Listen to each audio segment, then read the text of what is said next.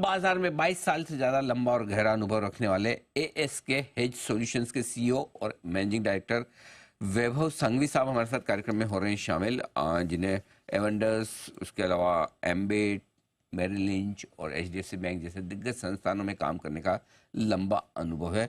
पेशे से आप चार्टर्ड अकाउंटेंट भी है। वैभव जी, बहुत बहुत स्वागत है आपका। धन्यवाद हमें समय देने के लिए। Good morning.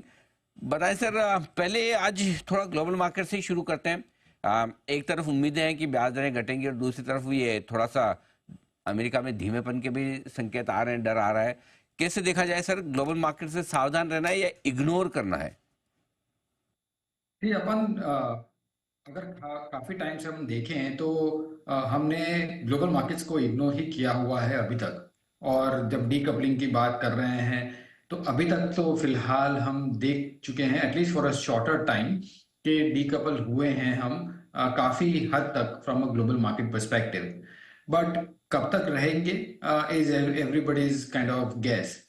But at the same time हम देखें तो ग्लोबली ग्रोथ के कंसर्न्स हैं और जिस हिसाब से डेटा आ रहे हैं from US perspective in addition to Europe and China, जहां इंक्रीमेंटली ग्रोथ कंसर्न्स आ रहे हैं।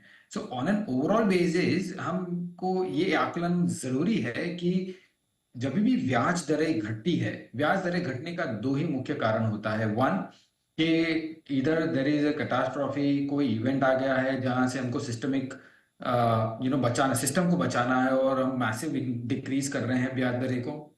या फिर कि ग्रोथ ओवरऑल वीकन हो रहा है and over a period of time उसको सपोर्ट करने के लिए हम ब्याज दरें जनरली नीचे करते हैं। ऑफ कोर्स इन्फ्लेशन एक बड़ा फैक्टर होता है, बट मोटा मोटी ये दो नजरिए में हम ब्याज दरें घटती हुई देखते हैं। इस बात को हम देख रहे हैं कि द सेकेंड केस कि ग्रोथ डिक्रीज हो रहा है और उसी के लिए इन एंटिसिपेशन हम थोड़ा सपोर्ट कर रहे हैं from an economic stand point by reducing the rates.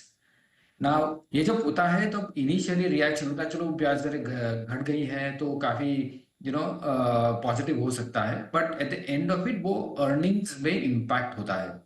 Nifty का काफी प्रतिशत अगर हम देखें तो एक्सपोर्ट अर्निंग्स पे डिपेंडेंट होता है, काफी है। सो वहां पे अर्निंग्स में थोड़ी प्रेशर होने की संभावना है। सो एक ब्रॉडर थीम है डोमेस्टिक वर्सेस ग्लोबल, जो आई थिंक हम नेक्स्ट 6 से 12 महीने तक अच्छी तरह से प्ले कर सकते हैं। ओके, डोमेस्टिक वर्सेस ग्लोबल वाली थीम रहेगी ज़्यादा बेहतर। तो आइए फिर डोमेस्टिक मार्केट पर ही करते हैं फोकस। और वैभव जी, हाइस पर हाइस बन रहे हैं 14 दिनों तक लगातार। निफ्टी का हरे निशान में बंद होना अपने आप में अचीवमेंट है ही। आज हल्का फुल्का करेक्शन भले ही है ग्लोबल मूड माहौल से। बताएं सर, भारतीय बाजारों का डायरेक्शन आप कैसे देख रहे हैं? आपको कैसे लगता है? आपको भी वैल्यूएशंस ठीक लग रही है? आपको लगता है महंगे अब गिरने चाहिए? सी वैल्यूएशंस की बात अगर हमको किस डेटा को देखना है उस पर डिपेंड करेगा। अगर मार्केट कैप टू जीडीपी बात करें तो हम 2007-2008 के लेवल पे आ चुके हैं। अगर हम अर्निंग्स की बात कर रहे हैं तो हाँ, लास्ट 2 साल से अर्निंग्स इंक्रीज हो रही है। हालांकि पीईज भी बड़े हैं। हाँ, लार्ज कैप के इतने नहीं बड़े जितने मिड और स्मॉल कैप के बड़े हैं, but on an overall basis valuations थोड़े रिच और एक्सपेंसिव लग रहे हैं। दैट डजंट मीन के रिच वैल्यूएशंस काफी टाइम रिच हो भी सकते हैं। प्योरली अगर मोमेंटम रहता है मार्केट में तो ये कंटिन्यूड रह सकता है। बट एक डेटा पॉइंट में जस्ट दूंगा कि हम इस मार्केट में काफी बॉयंसी देखी हुई है, मोमेंटम देखा हुआ है इन लाइट के। काफी बड़ा डोमेस्टिक सपोर्ट है in terms of the investors money coming into mutual funds. Now last महीने में हमने पहली बार after long period of time देखा कि जब सप्लाई और डिमांड मैच हुई है, जिस हिसाब से सप्लाई आ रही है ब्लॉक्स में, पी डील्स में, आईपीओज में, क्यूआईपीज में, काफी कुछ मैच हुआ है from incremental demand as well. So ये एक मॉनिटरेबल रहेगा, काफी क्लोजली वॉच करेंगे। अगर कंटिन्यूड सप्लाई इस क्वांटम की रही तो पॉसिबली है कि हम थोड़ा करेक्ट कर सकते हैं। हल्के फुल्के रनिंग करेक्शन ही, या क्या बाजार में कुछ टॉप आउट होने के संकेत हैं? सी टॉप आउट होने के संकेत अभी तो फिलहाल नहीं दिख रहे हैं, टू बी वेरी ऑनेस्ट, क्योंकि मोमेंटम इंडिकेटर्स pretty स्ट्रांग है।